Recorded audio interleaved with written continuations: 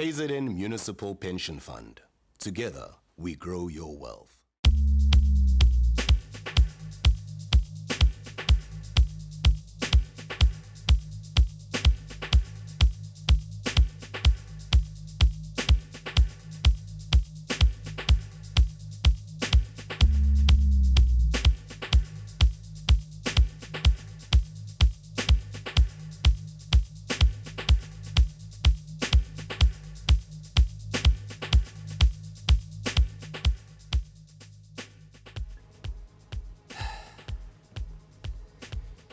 Yazi izimali zami azibukeki zizinhle kangako. Yazi nje sengiphilela umholo. Futhi nezindleko ziyanqwabelana lapha ekhaya. Ngokweqiniso angisazi nokuthi ngenzeni. Ngiyakuzwa mfowethu. Sakhuluma ngemali. Ubusuzwile mayelana nezibuyekezo ezintsha zika Two-Pot.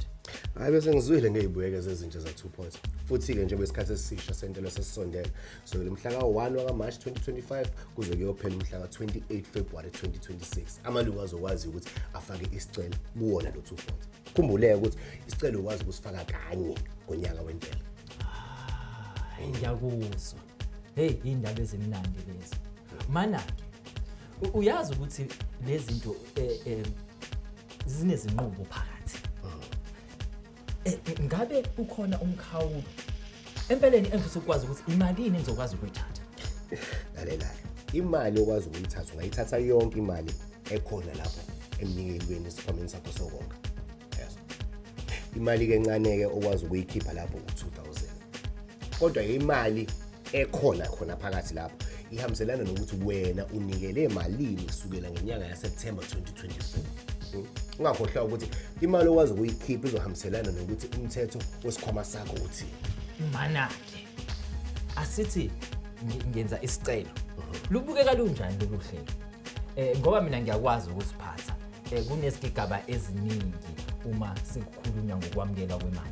Hawu kanti kulula kakhulu ke. Zintathu ke indlela ongenza ngazo. Yokuqala ukuthi ungangena ku-internet ufike uyifakele khona isicelo. Uma kuthi khona izicucu ke ongenazo ungakwazi ukuthi uba email ku info@kznmpf.org bazokwazi ukuthi bakusizeke la.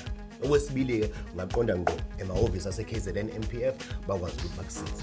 Awugcina ke ngci ukuthi human capital ehambiselana nawe ungakwazi ukuthi uyicele ukuthi kusize. Hayi ngiyabonga ngokuthi ungichazele. Ngoba ngiyazazi ukuthi angimuhle kahle ngakwezobuchwepheshe. Ngicabanga ukuthi uya ehhovisi ibona okungifanele. Mana ke nje sisakhuluma mase ngiyehhovisi angidingi ukuphatha lutho.